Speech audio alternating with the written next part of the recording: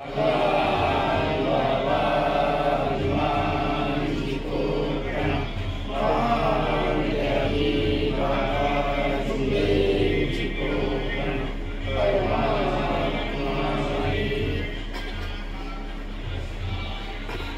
परमात्मा एक सेवक पिंकीच्या वतीने आजची चर्चा वाढीकृष्ण यांच्याकडे आहे। या बैठकीमध्ये भगवान रामा हनुमानजी उपस्थित आहेत, त्यांना माझा प्रणाम। त्याचप्रमाणे आपले सर्वांचे महानपैकी बाबा जिंद्रीची बैठकीमध्ये उपस्थित आहे, त्यांना माझा प्रणाम।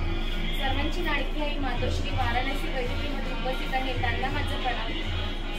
सर्व सेवक सेविका बैठकीमध्ये उपस्थित असलेले अध्यक्ष या सगळ्यांना माझा नमस्कार। बघा, ही बैठक जी आहे ती 4 तत्व 3 शब्द आणि 5 नियम यावर आधारित असते। सर्वजण आपापल्या मतीनुसार आपापल्या बुद्धीनुसार सर्वजण अनुभव सांगतात। अनुभव काय आहे ना, आपल्या मार्गामध्ये अनुभव म्हणजे की आपल्यावर जे घडतात, आपण दुसऱ्यांच्या अनुभवांबद्दल भरपूर विश्वास ठेवतो आणि आपल्यावर जे अनुभव घडतात, लाईव्ह एक्झाम्पल आपल्यावर घडतात, त्यावर आपण विश्वास ठेवायचा। मी तुम्हाला माझ्याबद्दल असलेला एक अनुभव सांगते। मी माझे इंजिनिअरिंग करत होते, म्हणजे हा एक अनुभव असा आहे की शिक्षणाच्या दृष्टिकोनातून आहे किंवा आपल्या घरच्यांच्या दृष्टिकोनातून म्हणजे लक्षात ठेवा, हे मुलांसाठी पण आणि पॅरेंट्ससाठी कधी म्हणजे या उदाहरणामध्ये अनुभवामध्ये मला हे सांगायचं आहे की तुम्ही तुमच्या मुलांवर विश्वास ठेवा आणि तुम्ही तुमच्या मुलांना जे करायचे तुम्ही ते करू। तर मी इंजिनिअरिंग करत होते। इंजिनिअरिंग करत असताना मला माझं जे सेकंड इयर असते ते पूर्ण क्लिअर होतं, परंतु फर्स्ट इयरचा एक सब्जेक्ट क्लिअर नव्हता माझा। त्याच्यामुळे मी 3ऱ्या वर्षाला ॲडमिशन घेऊ शकले नव्हते। तर मी सगळे सब्जेक्ट काढल्यावर पण एक विषय होता जो इतका अवघड होता की माझ्याने निघतच नव्हता। मी त्याच्यात 3 अटेम्प्ट दिले, त्याच्यानंतर 4थ्या अटेम्प्टमध्ये पण मला वाटलं की निघून जाईल, पण तो माझ्या ओव्हर कॉन्फिडन्समध्ये नाही निघाला। शेवटी माझ्या बाबांनी मला एकच शब्द बोलले। माझे बाबा मला बोलले की जर तू हा अभ्यास आता नाही करशील किंवा एक सब्जेक्ट नाही काढशील तर तुझी इंजिनिअरिंग बंद, म्हणजे तुझी इंजिनिअरिंग तू कंटिन्यू नाही करू शकशील। त्यावेळेस मी परमेश्वराला फक्त विनंती केली, बाबा माझं हे निघायला पाहिजे।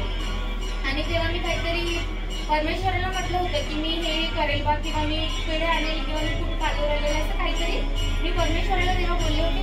माझं आता इतकं लक्षात नाही मी परमेश्वराला तेव्हा काय बोलले होते। तर बघा, मी त्या सब्जेक्टसाठी बघा आपण म्हणतो ना की परमेश्वराची दुआ आणि आपण केलेली मेहनत हे सुद्धा आपल्याला खूप जास्त महत्त्वाची असते। तर मी त्यावेळेस काय केलं, मी ट्युशन लावली, चांगल्या ठिकाणी ट्युशन लावली।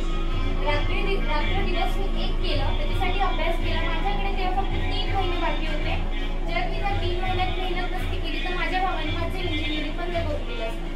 मग तो अनुभव मी याच्यासाठी सांगत आहे की आता माझा लहान भाऊ, त्याच्याकडे कमी वेळ आहे अभ्यासासाठी आणि तो त्या दिवशी अभ्यासासाठी तो टेन्शन घेत होता, म्हणून मी त्याला पण आणि सर्व मुलांना सांगत आहे की मग त्यावेळेस काय केलं मी, परमेश्वराची दुआ आणि आपली मेहनत।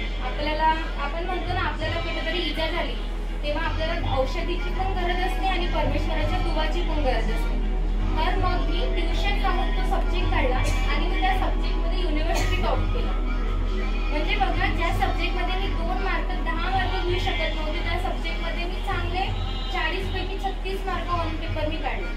तर याच्यामध्ये काय होतं की अनुभव सांगण्याचं मागचं कारण आहे की तुम्ही मेहनत खूप करा, परमेश्वराला समोर ठेवा, तुमची कामं नक्की होतात। आणि दुसरी महत्त्वाची गोष्ट, कधी कधी आपल्या हाताने चुक्या होतात, आपण मानव आहोत आणि मानवाच्या हाताने चुक्या होतात। तर ज्याही चुक्या आपण केल्या हे कळत न कळत चुक्या आपल्या हाताने होतात, त्या परमेश्वरासमोर आपण माफी मागायची आणि परमेश्वर हा इतका दयाळू आहे की तो नक्की माफ करेलच।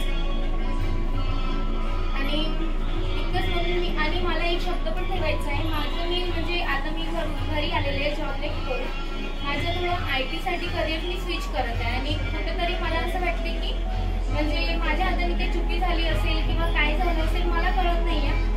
म्हणून मी इथे बसलेले सर्व परमेश्वर, त्यांच्यामध्ये प्रत्येक आत्म्यात परमेश्वर असते आणि माझ्या घरी आल्या प्रत्येक भगवंतासमोर मी माफी मागत आहे की माझ्याकडून जर काही चुकी झाली असेल परमेश्वरा तर मला माफ करा आणि माझे जे करिअर मी स्विच करत आहे त्या करिअरमध्ये मला यश मिळू द्या।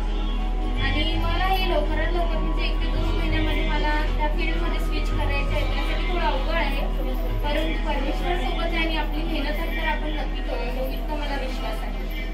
आणि इतकंच बोलून मी माझे शब्द समाप्त करते आणि मी माझी जागा घेते. सर्वांना माझा नमस्कार.